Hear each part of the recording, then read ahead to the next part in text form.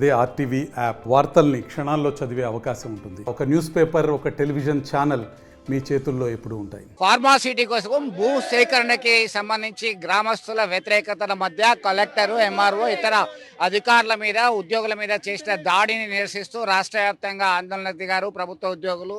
ఇక్కడ మనం ప్రస్తుతం కరీంనగర్ కలెక్టరేట్ ఎదుట నల్ల బ్యాడ్జీలు ధరించి అందరూ ఆందోళన చేస్తున్నటువంటి పరిస్థితిని ప్రత్యక్షంగా గమనిస్తున్నాం.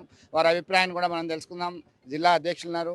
ఏంటి అసలు నిరసన గళాలు ఎందుకు వినపడుతున్నది? ప్రభుత్వ ఆదేశాల మేరకు ఈరోజు మన ఒక కంపెనీ, ఔషధ కంపెనీ కోసము భూసేకరణకు వెళ్ళిన విధి నిర్వహణలో ఉన్న వికారాబాద్ జిల్లా కలెక్టరు, అదేతో పాటు వారితో పాటు ఉన్న ఎంఆర్ఓ కావచ్చు, అడిషనల్ కలెక్టర్ కావచ్చు, ఉద్యోగులందరూ ప్రభుత్వ ఆదేశాల మేరకే అక్కడికి పోయి రైతులతో సమావేశం ఏర్పాటు చేయడం జరిగింది. అక్కడ ప్రజలు కావచ్చు, అక్కడ రాజకీయ నాయకులు కావచ్చు, ఎవరో కొంతమంది మా ఉద్యోగులపై విశిక్షణ కోల్పోయి వాళ్ళను రాళ్లతో, కర్రలతో దాడి చేసి కొట్టడం జరిగింది. ఈ విషయాన్ని మేము తీవ్రంగా ఖండిస్తున్నాం. ప్రభుత్వ ఉద్యోగులుగా ప్రభుత్వం ప్రవేశపెట్టిన సంక్షేమ పథకాలను ప్రజల్లోకి తీసుకుపోయి సమర్థవంతంగా అమలు చేసేది మా ప్రభుత్వ ఉద్యోగులు. ఇవాళ ప్రజలకు రక్షణ ఇచ్చేది మా ఉద్యోగులు, ప్రజల సంక్షేమాన్ని చూసేది మా ఉద్యోగస్తులు. ప్రభుత్వ వేతన జీవులుగా ప్రభుత్వం ఏ ఆదేశాలు ఇచ్చినా మేము తీసుకుపోయి సమర్థవంతంగా అమలు చేస్తాము.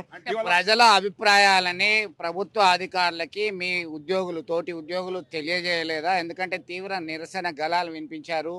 మాకు గిట్టుబాటు ధర వస్తలేదు, ఎవరైనా తమ భూమి, తమ ఇల్లు కోల్పోవడానికి అంగీకరించారు అంత సులభంగా. వారు ఉనికిని కోల్పోయినట్టుగా భావిస్తారు. దానిలో భాగంగానే ప్రజాగ్రహాన్ని చేరలేదంటారా ప్రభుత్వ పెద్దల వరకు? ప్రజల్లో ఉన్న అసంతృప్తిని, ఇంటెలిజెన్స్ విభాగాలు ఉంటాయి, ఎస్బీ ఉంటుంది, ఇవన్నీ విషయాలను ప్రభుత్వానికి ఎప్పుడు పడితే అప్పుడు వాళ్ళు చర్య చేస్తూనే ఉంటారు. కానీ ప్రభుత్వ ఆదేశాలనే మేము ప్రజల్లోకి తీసుకుపోతాము.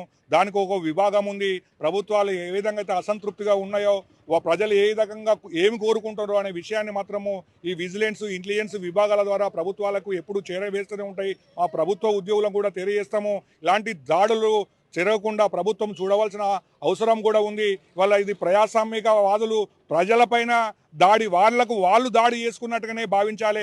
ఎందుకంటే వాళ్ళ రక్షణ చూసేది మేము, వాళ్ళ సంక్షేమాన్ని చూసేది మేము. కాబట్టి వాళ్ళు ఎవరో ఒకరు రెచ్చగొడితే మా ఉద్యోగులపైన దాడి చేయడం అనేది ఇది అప్రజాస్వామికము. ఎందుకంటే ఇది దుర్మార్గమైన చర్య, హేయమైన చర్య. దీన్ని ప్రజాస్వామిక వాదులందరూ ఖండించాలి. వాళ్ళ ఉద్యోగులందరూ భయభ్రాంతుల్లో ఉన్నారు. వాళ్ళ సర్వేకి వెళ్ళినా ఎవరు కొడతారో, ఎవరు తిడతారో, ఏమంటారో అనే భయాందోళనలో ఉన్నారు. మా భయాందోళనను తొలగించవలసిన బాధ్యత కూడా ఈ ప్రభుత్వాలపైన ఉంది అని సవినయంగా మనవి చేస్తున్నాం. ఎందుకంటే గతంలో ప్రభుత్వాలకు, జిల్లా అధికారులకు, కలెక్టర్లకు ఎస్కార్ట్స్ వెహికల్ ఉండేవి. ఆ ఎస్కార్ట్ వెహికల్ను కూడా తొలగించడం జరిగింది. మళ్ళీ తిరిగి వాళ్ళకు భద్రత కల్పించాలి, వాళ్ళకి ఎస్కార్ట్స్ వెహికల్స్ కూడా కల్పించాలని చెప్పి మేము మా కరీంనగర్ జిల్లా ఎన్జిఓస్ పక్షాన కోరుకుంటున్నాం. మొత్తం మీద ప్రజలు అభిప్రాయాలు తెలియజేసినప్పటికీ కూడా రక్షణ కల్పించాల్సినటువంటి బాధ్యత ప్రభుత్వం మీద ఉంది. అయితే ఈ నిన్న జరిగినటువంటి ఘటనకు సంబంధించి మీరు ఎట్లా? ఇది చాలా అమానుషం. ఎందుకంటే ప్రజలకు ఒక అవకాశం ఉంటుంది ఏదైనా ప్రాతినిధ్యం చేయడానికి. మినిస్టర్లు ఉంటారు, తర్వాత ఒక ప్రభుత్వం ఉంటుంది, ఇక్కడ ఉంటుంది. కలెక్టర్ అంటే దాదాపు అన్ని కష్టపడి చదివి, ఐఏఎస్ చదివి మన కోసం, మన పిల్లల కోసం ఈ జిల్లాలకు వచ్చి వాళ్ళు అందరూ కూడా పని చేస్తూ ఉంటారు. వాళ్ళంటే కలెక్టర్ అంటే magistrate of the district, minister of that particular district. కాబట్టి అక్కడ ఉన్నటువంటి ఎవరైతే ఉన్నారో వాళ్ళందరూ కూడా చర్చలు పిలుచుకోవాలి, రావాలి. దాడి అనేది జరిగితే ఏ చిన్న అయినా కూడా, ఇవాళ రెవెన్యూ డిపార్ట్మెంట్ కావచ్చు, టీచర్లు కావచ్చు, ఎవరైనా కావచ్చు, ప్రజల్లో పోయి పని చేయాల్సిన పని వస్తుంది. వాళ్ళే దాడి చేస్తే ఉల్టా మనకు దాడి చేస్తే ఎక్కడ పని చేస్తారు వాళ్ళు, ఎక్కడ చేస్తారు? ప్రజాస్వామ్యం ఎక్కడ ఉంటుంది? ప్రజాస్వామ్య విలువలు ఎక్కడ ఉంటాయి? కాబట్టి ప్రజాస్వామ్య విలువలు కాపాడడానికి ప్రజాప్రతినిధులైనటువంటి రాజకీయ నాయకులు కాదు, వాళ్ళు కాదు, ఎవరైనా కానీ ప్రజలను కాదు, ఉద్యోగులను కూడా కాపాడుకునే పరిస్థితి ఇవాళ తెస్తే ఇవాళ కలెక్టర్ మీద దాడి అనేది చాలా అమానుషం, చాలా మానవిక అమానవిక చర్య, అది అనారిక చర్య.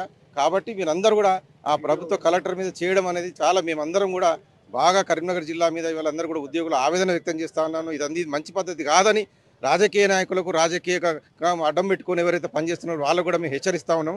మంచిగా ఉండండి, మంచిగా పని చేసుకోండి, ఉద్యోగులు మంచిగా పని చేయించండి. ప్రజాస్వామ్యంలో మనం ఉంటున్నాం కాబట్టి మరి ఆ యొక్క ప్రజలు కూడా ఏంటంటే శాంతియుతంగా నిరసన తెలిపాలి. కాబట్టి ఎన్నో పద్ధతులు ఉన్నాయి. మరి ఈ విషయాన్ని ఎవరు కూడా ఖండించలేదు. మా గౌరవ మహబూబ్నగర్ ఎంపీ గారు దీన్ని సున్నితంగా వారి యొక్క అభిప్రాయాన్ని వెలిబుచ్చిండ్రు. మరి ఇటువంటి పద్ధతులు కరెక్ట్ కాదని చెప్పేసి అని మరి కలెక్టర్ గారు కానీ అందరు కానీ ప్రజల కోసం పనిచేస్తారు. ప్రజాభయ సేకరణ ఉంటుంది. దాన్ని మనం ఏంటంటే మనం చెప్పాలి, ఇట్లా ఉన్నదని చెప్తే గవర్నమెంట్ రిపోర్ట్ ఇస్తారు. దాన్ని గ్రహించకుండా ఏంటంటే అనర్హంగా మరి కలెక్టర్ మీద ఉద్యోగుల మీద దాడి అనేది చాలా హేయమైన చర్య. దాన్ని మరి ఈ మేము ఎంప్లాయీస్ తెలంగాణ జేఏసీ తరఫున, కరీంనగర్ తరఫున మరి మేము ముక్తఖండంతో ఖండిస్తున్నాం. ఇటువంటి చర్యలు ఇక ముందు జరగకుండా మరి ప్రభుత్వం చర్యలు తీసుకోవాలని విజ్ఞప్తి చేస్తున్నాం. ప్రభుత్వ ఆదేశాలని అమలు చేయడానికి మాత్రమే ప్రజల్లోకి వెళ్తాం. ప్రజల యొక్క నిరసన గళాలు ఏదైనా ఉంటే మంత్రులతోని ఇతరులతోని షేర్ చేసుకోవాలి. అంతేగాని ఇలాంటి దాడులు అమానుషం అంటూ నిరసన గళాలు వినిపిస్తున్నారు. ఇక ముందు జరగకుండా చూడాల్సినటువంటి బాధ్యత ప్రభుత్వంపై ఉంది అని చెప్పేసి తెలుపుతున్నటువంటి పరిస్థితి అయితే గమనిస్తున్నాం. వీడియో సుమంత్తో కలిసి చంద్రశేఖర్, RTV, కరీంనగర్. మరిన్ని వీడియోస్ కోసం ఛానల్ ని సబ్స్క్రైబ్ చేయండి. లేటెస్ట్ అప్డేట్స్ కోసం వాట్సాప్ ఛానల్ ని ఫాలో అవ్వండి. ఆ లింక్ డిస్క్రిప్షన్ లో ఉంది.